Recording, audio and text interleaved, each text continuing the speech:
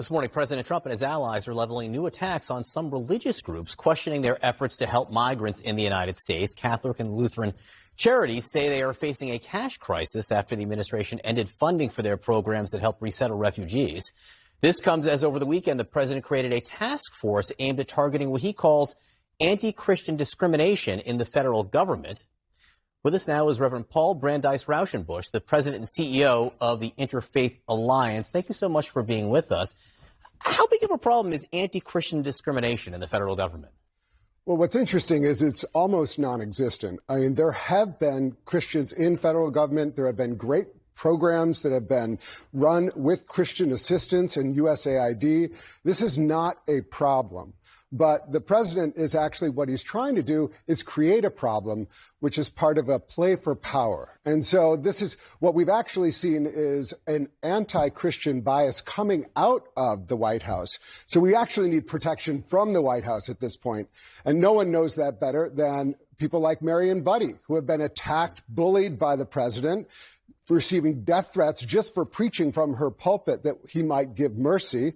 We've seen the Catholic bishops being attacked by J.D. Vance for doing their work, being accused of going for the bottom line. This is gross, grotesque. And the Lutheran services that you mentioned, they help the elderly. They help people across this country doing great work.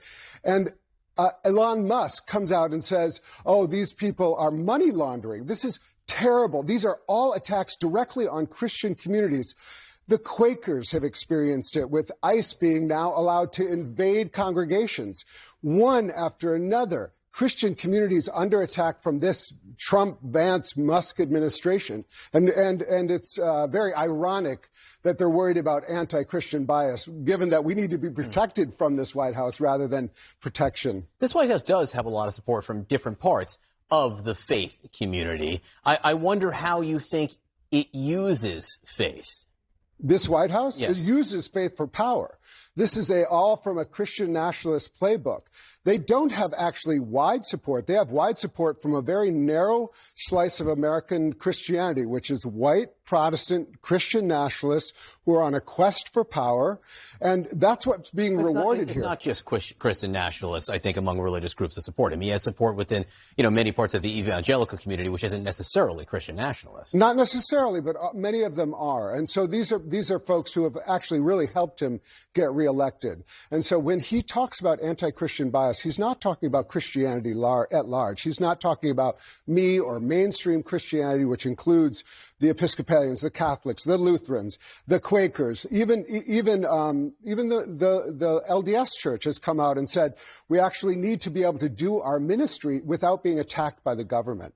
And so what we're seeing now is actually a small group of people who have gained power and are trying to create a privileged class of belief. And that's what Christian nationalism is that some people have a privileged class of, they are Christian, they have a certain viewpoint on power, and they have their guy in the White House, and he is paying them back with giving them all kinds of privilege with this new EO, which is actually very biased against the majority of Christian folks. It's an important discussion going forward. Reverend Paul Brandeis Raushenbush, we appreciate you being here. Thank you. Thank you. Kate?